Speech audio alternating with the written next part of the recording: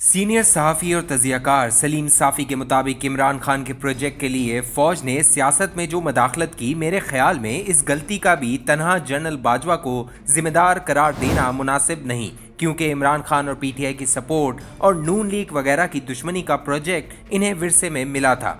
General Qamar Javed Bajwa Pakistan के सबसे ताकतवर मनसब यानी आर्मी चीफ से रिटायर हो गए। इनकी शख्सियत और इनके दौर का एक जायजा लेना इसलिए भी ज़रूरी है कि कौम को मालूम हो कि नए army chief general Asim Munir को फ़ौज की कमांड किन हालात में संभालना पड़ी है, और फिर इनके दौर के इख्तिताम पर मौजूदा हालात के तनाजुर में ही इनका मुहासबा हो। मेरी राय के मुताबिक पॉलिसियों के लिहाज से जनरल बाजवा का दौर बहैसियत मजमूई खूबियों और खामियों का मुरक्कब था, ताहम ज़ाती हवालों से इनकी खूबियों का पलड़ा भारी है। इनकी पहली खूबी यह है कि वो एक खुले डुले इंसान है और आर्मी चीफ बनने के बाद भी इनकी ये आदत बरकरार रही। बाज़ औक़ात वो बड़ी बड़ी मजालिस में दिल की बात इस तरह कह जाते थे कि खुद इनके और बाज़ औक़ात इनके इदारे के लिए भी मुश्किल का बाइस बनती। दूसरी खूबी यह है कि इनमें गुरूर और तकब्बुर नहीं, आर्मी चीफ होकर भी वो मिलते वक्त मुखातिब को इज्जत देते और अक्सर औकात मुझ जैसे मामूली हैसियत के हामिल लोगों को भी गाड़ी तक छोड़ने आते।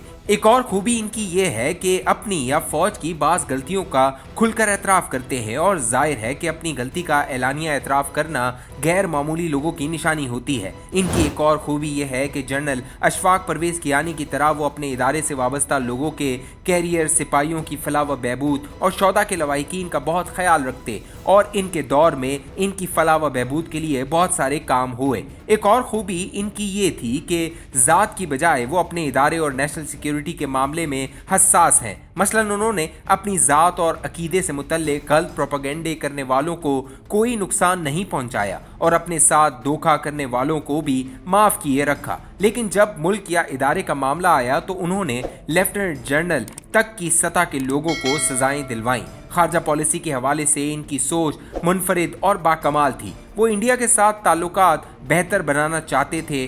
दोस्त ममालिक और अमेरिका के साथ भी उन्होंने बेहतर सिफारतकारी की, लेकिन इन ज़ाती खूबियों के बावजूद इस हकीकत से इनकार नहीं किया जा सकता, इनके दौर में फ़ौज सियासत में हद से ज़्यादा दखेल और मुतनाज़ा बन गई। फ़ौज ने इमरान खान को वज़ीर आज़म बनवाने के लिए जो सियासी बसात बिछाई, इसकी वजह से मुल्क और ख़ुद फ़ौज को नाकाबिले तलाफ़ी नुकसान पहुंचा, जबकि दीगर रियासी इदारे मसलन मुकन्ना, अदलिया, मीडिया भी ज़बूहाली का शिकार हुए। लेकिन आखिर में जब इन्हें एहसास हुआ कि इमरान खान नाकाबिले इस्लाह हैं और ये कि फ़ौज की सियासत में मदाखलत की वजह से मुल्क और फ़ौज को गैर मामूली नुकसान पहुंच रहा है, तो उन्होंने न सिर्फ इस अमल को तर्क किया बल्कि अपनी गलती का बरमला एतराफ़ भी किया। इमरान खान के प्रोजेक्ट के लिए फ़ौज ने सियासत में जो मदाखलत की, मेरे ख्याल में इस गलती का भी तनहा जनरल बाजवा को ज़िम्मेदार करार देना मुनासिब नहीं, क्योंकि इमरान खान और पीटीआई की सपोर्ट और नून लीग वगैरह की दुश्मनी का प्रोजेक्ट इन्हें विरसे में मिला था। मुस्लिम लीग नून और पीपल्स पार्टी के मुकाबले में पीटीआई को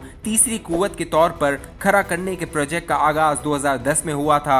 जनरल राहील शरीफ के दौर में जनरल ज़हीरुल इस्लाम ने इस प्रोजेक्ट पर अमल को तेज़ तर कर दिया। पीपल्स पार्टी के खिलाफ मेमो गेट का बेबुनियाद स्कैंडल बनाया गया और इसी मंसूबे के तहत मुस्लिम लीग नून के खिलाफ धरनों के बाद डॉन लीग्स का ड्रामा रचाया गया था। ऊपर से पनामा आ गया और इस मामले को खुद नून लीग की क़यादत ने सही तरीके से डील नहीं किया। यूं जब general Qamar Javed Bajwa army chief बने तो तीन चीज़ें इन्हें विरासत में मिली, एक डॉन लीग्स, दूसरा पनामा और तीसरा इमरान खान को लाडला बनाने और मुस्लिम लीग नून और पीपल्स पार्टी के खिलाफ नफरत। यूं जब बाजवा साहब ने कमांड संभाली तो इनके सामने दो रास्ते थे, एक ये कि वो अपनी फ़ौज की सोच को बदलें और दूसरा ये कि वो अपने इदारे की तर्जुमानी करके मुस्लिम लीग नून को ठिकाने लगाएं। बदकिस्मती से मुस्लिम लीग नून ने भी जनरल राहील शरीफ और जनरल ज़हीरुल इस्लाम के दौर का हिसाब जनरल बाजवा के दौर में बराबर करना चाहा, जिसकी वजह से जनरल बाजवा अव्वलुल ज़िक्र रास्ता अपनाने पर मजबूर हुए। फिर इनकी टीम में लेफ्टिनेंट जनरल फैज़ हमीद और जनरल आसिफ गफूर जैसे लोग शामिल थे जो इमरान खान की हिमायत और नून लीग वगैरह की मुखालफत में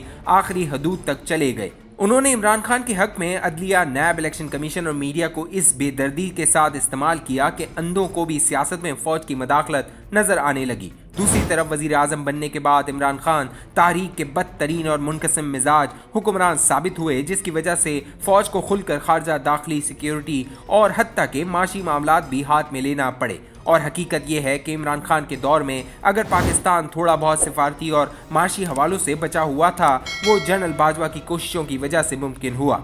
दूसरी तरफ इस एलानिया मदाखलत की वजह से फौज से पीटीआई के सिवा बाकी जमातें नाराज हुईं और इसकी नाकद बन गईं। जनरल बाजवा कोशिश करते रहे कि वो अपोजिशन जमातों के साथ मामला दुरुस्त करें, लेकिन इमरान खान की ये शऊरी कोशिश कामयाब रही कि वो जब इक्तदार में रहे दोनों को लड़ाए रखा। चुनाचा इस रवश से तंग आकर फरवरी 2022 में फौज ने न्यूट्रल बनने का फैसला कर लिया, जिसका फौरी नतीजा ये निकला कि गैर आईनी बेसाखियों से कायम इमरान खान की हुकूमत धड़ाम से गिर गई। फौज का ख्याल था कि इमरान खान माजी के एहसानात को मद्देनजर रखेंगे, लेकिन उन्होंने एहसान फरामोशी की हद कर दी और फौज या फिर खुद बाजवा साहब के खिलाफ इल्जाम तराशी में भी हर हद पार कर दी। और तो और तारीख में पहली बार उन्होंने फौज में फूट डालने की भी कोशिश की। यूं अब फौज की कमोबेश वो कैफियत है कि ना खुदा ही मिला न विसाल सनम, बल्कि सनम तो बहुत सितमगर बन गए हैं। अब जनरल आसिम मुनीर इस आलम में जनरल कमर जावेद बाजवा का मनसब संभाल रहे हैं। चैलेंजेस तो बहुत हैं, लेकिन मेरे नज़दीक सबसे बड़ा चैलेंज ये है कि वो माजी की गलतियों का अजाला करके